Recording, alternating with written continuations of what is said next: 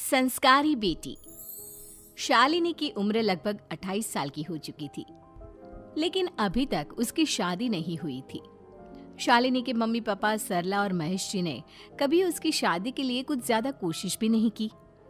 शाली मन ही मन चाहती थी कि दूसरी सहेलियों की तरह उसका भी घर बस जाए, लेकिन वो अपने मम्मी पापा से ये बात कहती भी तो कैसे कहती।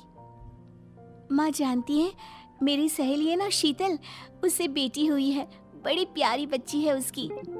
अरे ये तो बहुत अच्छी बात है।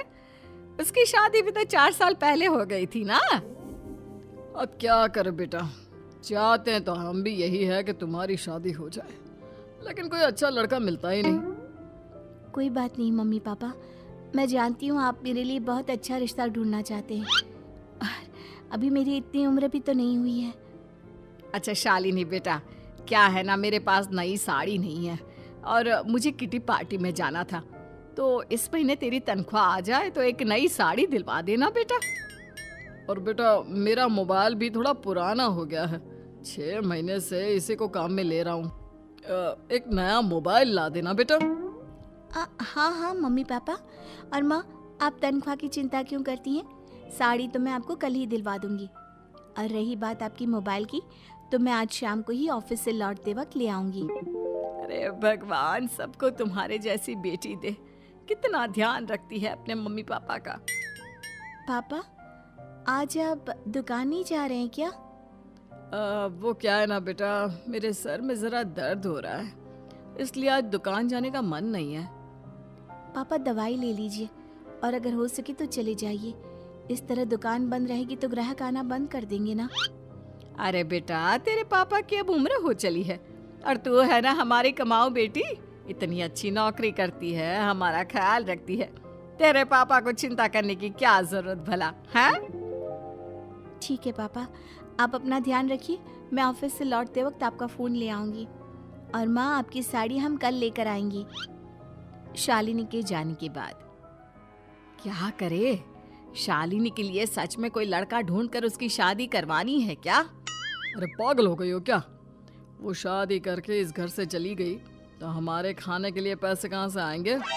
जानती हूँ वैसे भी आपको ना दुकान पर जाने में, काम करने में आलस आता है, अच्छे से पहचानती हूँ आपको। हाँ तो क्या हुआ, बेटी नौकरी करती है, जब बच्चे माँ बाप की कमाई पर मजाक कर सकते हैं, तो क्या माँ बाप बच्चों की कमाई पर थोड़े दिन चैन से जी नहीं सकते?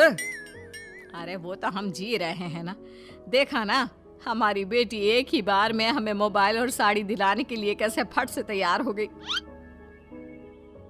एक दिन सरला की एक पड़ोसन अपने भतीजी का रिश्ता लेकर सरला के घर आती है। सरला बहन, ये मेरा भतीजा है प्रशांत, इसके लिए रिश्ता ढूंढ रही थी बहुत दिन से। अचानक से तुम्हारी बेटी का ख्याल आया, इतनी सुंदर और अच्छी नौकरी वाली लड़की है, मुझे तो बहुत पसंद है। अरे तुम्हारे पसंद करने से क्या होता है, मेरी बेटी को भी तो तुम्हारा भतीजा पसंद आना चाहिए ना। हाँ, ऐसे थोड़ी ना कि तुम्हें हमारी लड़की पसंद आ गई और हमने रिश्ता कर दिया। मेरा भतीजा बहुत बड़ी कंपनी में जॉब करता है। अंकल जी, मैंने आपकी बेटी को देखा है और वो मुझे बहुत पसंद है। हाँ, तुम्हें तो पसंद है, लेकिन हमें भी तो उससे एक बार पूछना पड़ेगा ना। तो बुलाइए ना शालिनी को, उससे पूछ लेते हैं कहाँ है वो। ऑफिस गई है और उसको आने में अभी देर लगेगी। लेकिन तभी शालिनी ऑफिस से आ गई। ये लीजिए, शालिनी भी आ गई, अब आमने सामने ही बात कर लेते हैं। आओ आओ शालिनी बेटा, इससे मिलो, मेरा भतीजा प्रशांत प्राइवेट कंपनी में अच्छी जॉब करता है। अब बेटा, तुम्हें ये लड़का पसंद है क्या? देखो बेटा, सोच समझ कर हाँ करना, तुम्हारे ऊपर कोई जबरदस्ती नहीं है। मम्मी पापा, प्रशांत की जॉब और उसकी बातें सुनकर मुझे तो काफी अच्छा लगा, मैं उससे शादी करने के लिए तैयार हूँ। ये लो, सारा मामला यहीं के यहीं निपट गया, लड़का और लड़की राजी हैं, तो अब हमें क्या। सरला की पड़ोसन और प्रशांत वहां से चले जाते हैं। अगले दिन, क्या हुआ मम्मी पापा, आप इतने उदास क्यों लग रहे हैं? वो क्या है ना बेटा, तुमने शादी के लिए हाँ कर दी उस लड़के के साथ। तो क्या हुआ माँ, उस लड़के में कोई खोट है क्या? आपको वो पसंद नहीं? अरे नहीं नहीं बेटा, जिसमें तुम्हारी खुशी उसमें हमारी खुशी। हमें भी लड़का पसंद है। तो फिर क्या बात है? अगर कुछ भी है तो आप मुझे बता सकते हैं। तुम्हारी माँ ये सोच सोच कर परेशान है कि तुम्हारे बाद हमारा क्या होगा। तुम हमारी इकलौती बेटी हो, हमारा बुढ़ापा कैसे कटेगा। अब बेटा, हम अपने बारे में सोचकर तुम्हें जिंदगी भर शादी करने से रोक तो नहीं सकते ना। जाओ, तुम अपनी जिंदगी में खुश रहो, हमारा क्या है, जैसे तैसे जी लेंगे। हाँ, बात तो सही है बेटा। कैसे भी करके मैं दुकान का काम कर लूंगा। तुम और प्रशांत शादी करके खुश रहो। अपने माँ बाप की बात सुनकर शालिनी काफी दुखी हो जाती है। उसे लगने लगता है कि वाकई में उसकी शादी हो जाने के बाद उसकी माँ और बाप का ख्याल कौन रखेगा। और यही सोचकर वो एक दिन प्रशांत से मिलती है। देखो प्रशांत, तुम मुझे बहुत पसंद हो, लेकिन मैं चाहकर भी तुमसे शादी नहीं कर सकती। अरे क्या हुआ शालिनी? क्या तुम मेरी किसी बात से परेशान हो?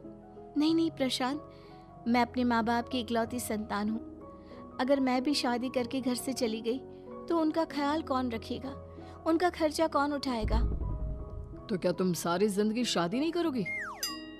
शायद नहीं प्रशांत, और अगर अपने माँ बाप के लिए ये भी करना पड़े तो इसमें गलत क्या है। प्रशांत ये सारी बात जाकर सरला की पड़ोसन यानी कि अपनी बुआ को बता देता है।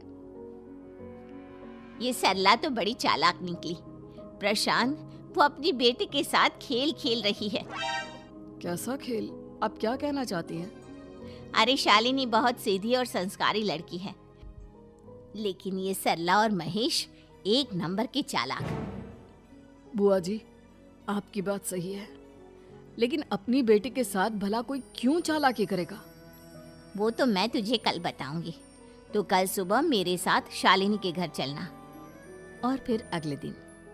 क्या हुआ सरला बहन, तुम्हारी बेटी ने तो शादी के लिए मना कर दिया। अब पता नहीं बहन जी क्यों मना कर दिया। हम तो चाहते थे कि बेटी की शादी धूमधाम से करें। हमारी तो बहुत इच्छा थी कि शालिनी की शादी प्रशांत के साथ हो जाए, लेकिन अब क्या करें, वही नहीं चाहती। आंटी जी, शादी के बाद मुझे अपने माँ बाप की बहुत चिंता रहेगी। उनका ख्याल कौन रखेगा? और इसलिए मैं प्रशांत तो क्या, किसी से भी शादी नहीं करना चाहती। अंधी हो गई हो क्या माँ बाप के प्यार में?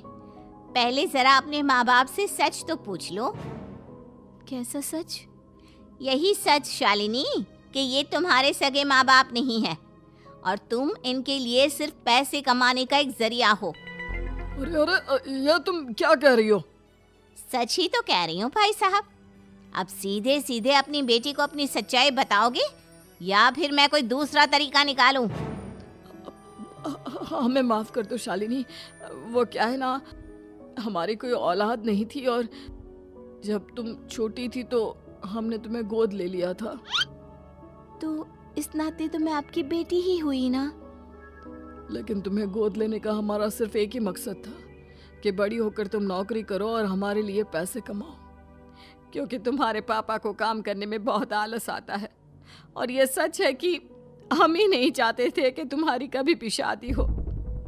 कोई बात नहीं मम्मी पापा, आपने मुझे गोद लिया, पाल पोस कर बड़ा किया। भले ही उसके पीछे आपका कोई भी इरादा सही, लेकिन मैं आपकी बेटी हूँ। शादी तो मैं प्रशांत के साथ कर लूंगी, लेकिन उसके बाद भी जिंदगी भर आप दोनों का ख्याल रखूंगी। शालिनी की बातें सुनकर सरला और महेश को अपनी गलती का एहसास होता है और वो उससे माफी मांगते हैं।